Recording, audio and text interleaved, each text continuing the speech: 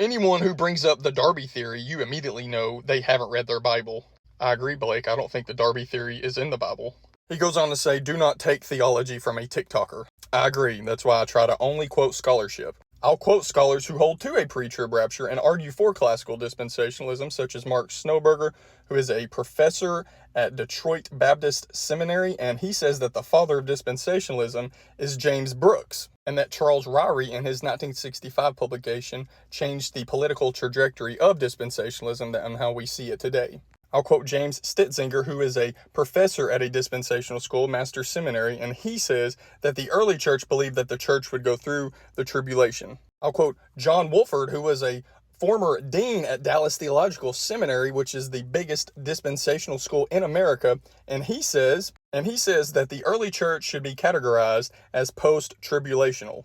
Now, you can find dispensational thought throughout the church history, and this is a good book, Discovering Dispensationalism, and it's different works of different kind of historical connections throughout church history. Corey Marsh, he is a dispensational himself, so he put that work together, and that's a good source to have. This is also another good source, Dispensationalism Before Darby by William Watson, who himself held to a pre-trib rapture understanding, but Darby specifically is unique in that he understood that the church would be taken up prior to a future 70th week of Daniel. This is a good work by Charles Hill, where he goes over the chiliasm of the early church and just shows how their premillennialism is just a total different world from the modern premillennialism with their understanding of the intermediate state, such as like in Irenaeus, Just a Martyr, they understood that you died and you went to this intermediate state to await the first resurrection, which is a totally different radical view of premillennialism than the modern premillennial idea. To understand Darby specifically and his dispensationalism, Crawford Gribben is a really good source. He has books on this, but he shows that Darby's dispensationalism is much different than the Americanized version from James Brooks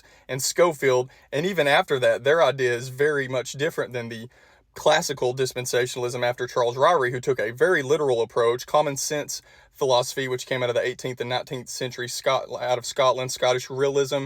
It's a very, like, when you hear people say, I just take the common sense meaning, that's a philosophical argument and a hermeneutic that kind of came out of the 18th, 19th century. So that's a very modern view, because even Schofield and Darby themselves used a lot of allegory and typology. When you look at the literal hermeneutic of the early church, like Antioch, which was the kind of the literal school in the early church, they still took a very typological understanding in their literal approach. So this understanding of the common sense realism is a very modern idea that you'll hear from dispensationalists.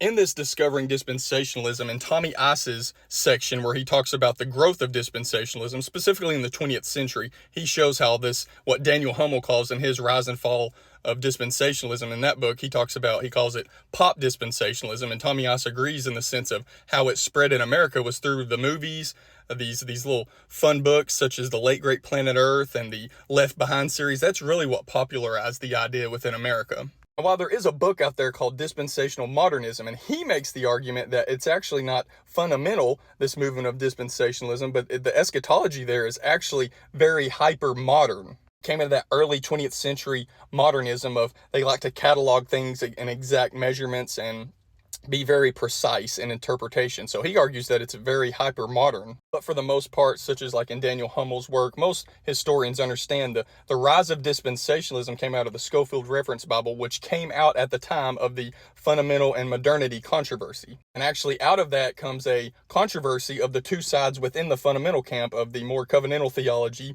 and the dispensational theology. So then you start seeing all these schools pop up in the 20th century that would either connect themselves to dispensational hermeneutics or covenantal hermeneutics. So foundationally, it is clear that the two fathers of dispensationalism, as far as the foundation of it, is John Nelson Darby and then James Brooks, who was kind of more of the father of Americanized dispensationalism. Looking at works such as in Crawford Gribben or Donald Atkinson, they show how Darby's dispensationalism is much different than what would come later in Schofield's dispensationalism. Even the idea of 7 dispensations within classical dispensationalism, Darby didn't have that in his theology. The first time you really see that in America is from J.R. Graves, who is a landmark Baptist, and he talks about this in his work. And then we see the 7 dispensations within Schofield's work. And then we actually see kind of a connection of Zionism and dispensationalism. But Zionism is much broader than that and much, much older than dispensationalism itself as a system.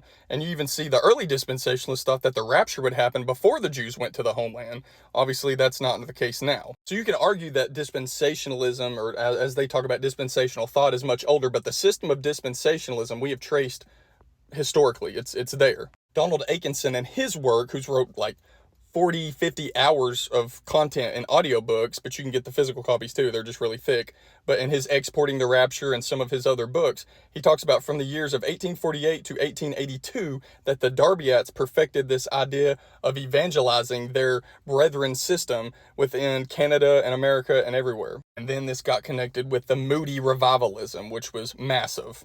And then once it went into the Scofield Reference Bible within that idea, and I've showed how the four people around that system that helped put it together, even the Oxford Press guy that was over the Oxford Press that printed the Scofield Reference Bible, they were all exclusive brethren. So all the influences and support around Scofield and his reference Bible were exclusive brethren. This pre-trib rapture eschatology comes out of Darby and the exclusive brethren movement. Stop listening to TikTokers and their theology, and the rapture is biblical, is what Blake Long says.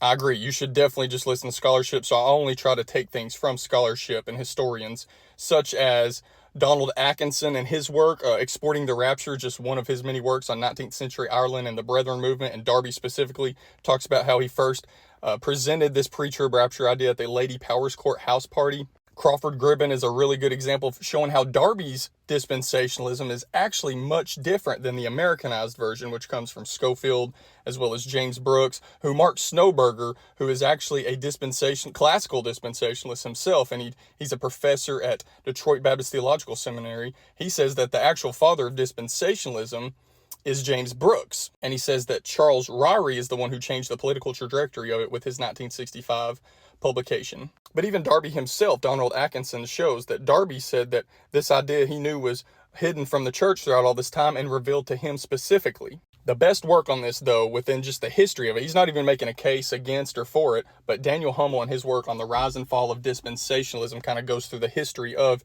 dispensationalism and the pre-trib rapture. He shows that how a lot of, you'll hear from the dispensationalists today that we just take the common sense understanding of this, the real plain sense of the meaning. And that actually comes from 18th and 19th century Scottish realism and it's Scottish philosophy. It's this common sense philosophy. But I think another big idea of this is after the Enlightenment, Americans specifically and evangelicals, they take sola scriptura and they misrepresent what the reformers were saying with sola scriptura. They understand it as kind of me, myself, and my Bible. They take this Scottish philosophy, just plain sense meaning, and they interpret the Bible to what they want. But really, we all have influences, even if you don't understand that you have influences, because we see the foundation and the history of this pre-trib rapture idea from Darby and how it grows into America. It's honestly one of the coolest stories and one of the coolest apocalyptic ideas. So many apocalyptic ideas popped out of the 19th century, by the way. All the cults were very apocalyptic. Donald Atkinson actually makes a big, long chapter case in his Exporting the Rapture, showing how Darby was kind of a cult leader, at least while Darby was alive. The brethren, exclusive brethren, which broke off from the Plymouth Brethren, he understands them to be within the definition of cult. Crawford Gribben himself, who has wrote extensively on this and Darby's theology, he grew up in the Brethren movement. In Discovering Dispensationalism, which was put together by Corey Marsh, who himself is a dispensationalist and holds to a pre-trib rapture, in the section on the 20th century, Tommy Ice, who is one of the biggest dispensational influences today and within the dispensational world, Tommy Ice talks about how the 20th century, the growth of dispensationalism was through the revivals as well as the pop culture, what Daniel Hummel in his book calls pop culture dispensationalism, through books such as The Late Great Planet Earth or the Left Behind series, as well as movies, as well as songs and music. So it's a huge part of 20th century American evangelical culture. And obviously the Scofield Reference Bible, which came out of the modernity fundamental controversy of the 1920s. And Daniel Hummel says at the end of his book, he talks about how I really just wanted to get across that the growth of this dispensationalism and the reason it is so big today is through the Scofield Reference Bible. The fundamental camp kind of attached on to, if you were a fundamentalist, you just got you a Scofield Reference Bible, if you wanted to be against the liberal and modernity side. And out of that fundamental camp, though, you see the two sides come out of that were the more theological Reformed and the older system of covenantalism versus the new dispensationalism, the new premillennialism. And you start seeing different schools all through America kind of attach themselves to one or the other hermeneutics.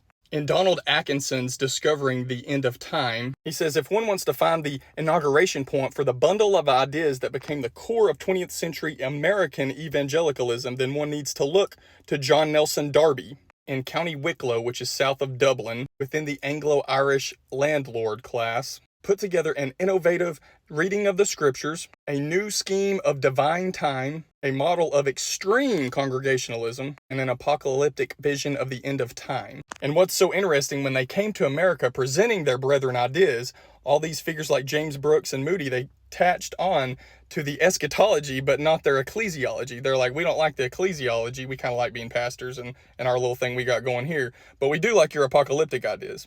So historically, we understand that Darby is the one who presented this idea of a pre-trib rapture first at the Lady Powers Court house party in the Wicklow area south of Dublin, Ireland. But now looking at 19th century America prior to the Civil War, it was mostly post-millennial within its eschatology. And we see the brethren making their way, bringing this new apocalyptic idea and this new ecclesial idea within America. And these figures such as James Brooks and Moody, they take on the apocalyptic idea, but they don't want anything to do with the brethren ecclesial idea. Now this is the exclusive brethren, because the brethren movement themselves, which Darby came out of, they actually split. And one of the main reasons was because of this new premillennialism with this pre-trib rapture idea. Now many historians, such as Daniel Hummel in his work, The Rise and Fall of Dispensationalism, they suggest that a lot of these pastors, such as James Brooks, who even Mark Snowberger, who is a dispensational himself, suggests is the father of dispensationalism within America, because it's much different than Darby's dispensationalism. But James Brooks kind of attached onto this apocalyptic idea because it gave answers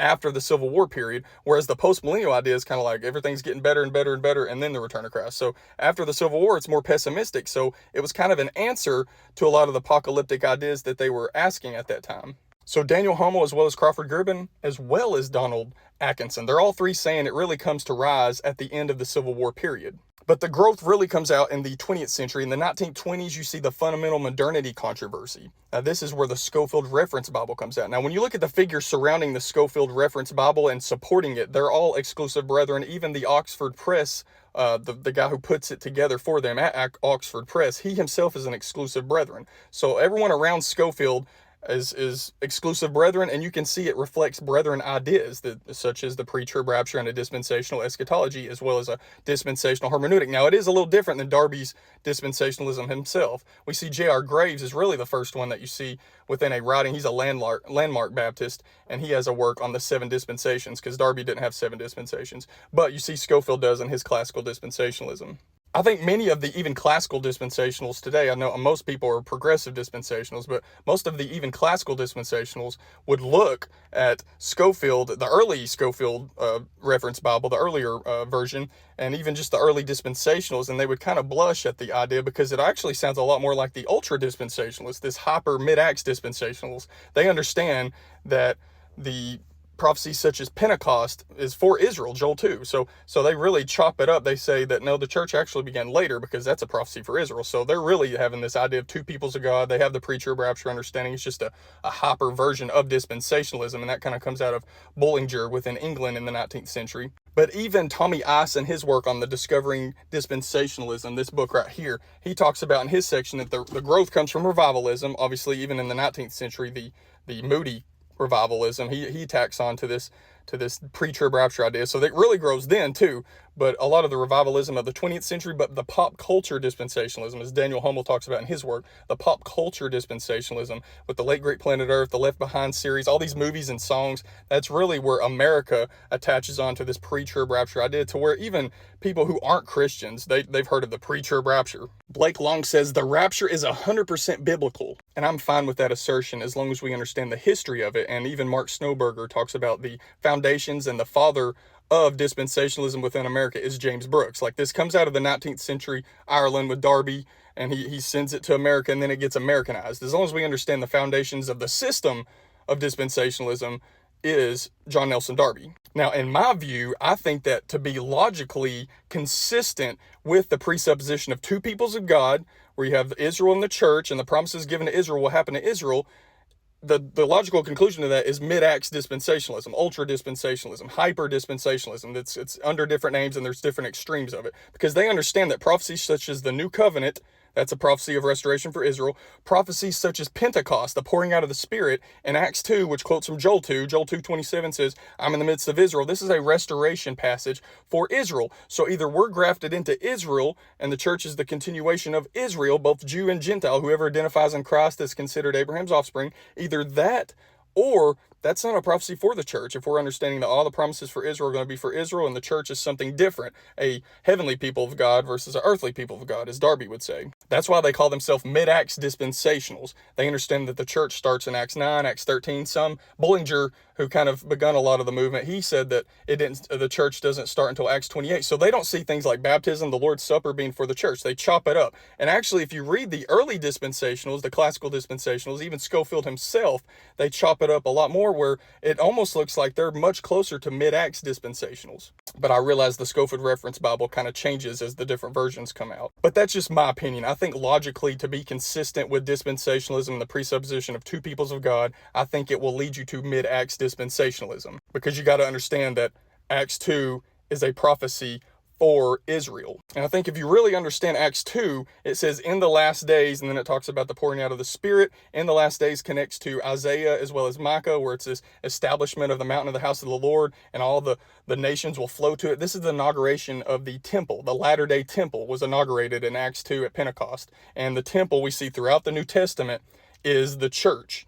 And when looking at dispensational eschatology, they're looking for another physical temple, as if we're reversing the typology. When all the types pointed to the New Testament and we see it all fulfilled in Christ, and that he says, this is my body is the temple, and then he says that we're the temple because the Spirit of God dwells in us. So they're reversing the typology. They're looking for another temple in the future. But the inauguration of the latter-day temple was in Acts 2. The last days, look at the last days, even in Daniel, with the stone hitting, and it's spreading, and it's this growing language. Even in Isaiah 2, as well as Micah, talks about this raising. It will be raised. This is the temple growing, and this is us. We are the temple, and the church is growing. The nations are flowing to it. But when you look at mid-Acts dispensationalism, they look at the presupposition of two peoples of God, and I think its logical conclusion is to understand that there's two different peoples, so all the promises to Israel need to happen to Israel. They look at that Peter and Jesus and all these people, that they were actually preaching the gospel of the kingdom, which is for Israel, but they denied it, and so it was cut off, and now this is the church age, and that's only in Paul's writings. Paul's writing to a different people. Really, the only things applied to us is in Paul's writings, within the mid-Acts dispensational hermeneutics and their theology. It's a very radical idea, but I think it is the logical conclusion to dispensationalism. Now, what's interesting in the pre-trib rapture, the foundation of a pre-trib rapture is the understanding of two peoples of God. Now, in the dispensational millennial, they see us going back to the old covenantal system during that millennial time, that Gentiles will join themselves to Israel by taking on these covenantal badges. And we see this in the Old Testament, how Gentiles would join themselves to Israel in that manner. And we see the prophecies in the Old Testament saying in the future, Gentiles will join themselves, and then we'll talk about different covenantal badges. But now we know in the New Testament, it says that the old covenant is obsolete. It says that it has, what once had glory has come to have no glory at all because of the new covenant, which is Christ, the new and better covenant. So why would we go back to the old covenant? Why would we reverse the typology? The dispensational millennial even has a temple that we will come back and we will rebuild this temple, when the New Testament shows that the temple is pointing to Christ. Christ is the temple. His body is the temple. The inauguration of the latter-day temple is in Acts 2 at Pentecost, the pouring out of the Spirit in the last days. And then when you look at in the last days, Acts 2:17, in the last days, those quotes in the Old Testament is talking about the establishment of the mountain of the house of the Lord. The nations will flow to it and it will raise. It's this spreading language. And this is, we are the latter-day temple. It was inaugurated at Pentecost. But they see us going back to a physical temple. They even see a physical temple in the future in this tribulation period. That the temple of God is this rebuilt temple in Jerusalem that's a bad temple. And there's this abomination of desolation in the temple of God. But the temple of God is pretty clear throughout the New Testament that it is the church, because God dwells in us now. So why would we reverse the typology that was pointing towards Christ, pointing towards the New Testament? Now we are the temple. Why would we go back to what Hebrews calls the shadows? But that's exactly what happens in the dispensational millennial. But see, in the way that we are all one, the mystery in Ephesians 2-3 isn't that the Gentiles would join themselves to Israel and that we're one. That's how they did it in the Old Testament, and that's what was pointing forward that in the future this would happen. But the mystery is in the manner that we are one. We are one in Christ now. That is the mystery. All those who identify in Christ, who is the true vine, who is Israel, are considered Abraham's offspring. The promises were given to Abraham and his offspring singular, who is Christ. The servant throughout Isaiah is called Israel. The servant Israel. Isaiah 49, 1-6. The servant Israel will redeem Israel and be a light to the nations. This is applied to Christ. He is the servant Israel. He's the servant Israel in Isaiah 53, who is pierced for our transgressions. We all agree that the servant there is Jesus, but the servant there is Israel, and Christ is Israel. He is the true vine, and all those who identify in the true vine are considered Abraham's offspring. Adam is recapitulated in Israel, who is a corporate Adam.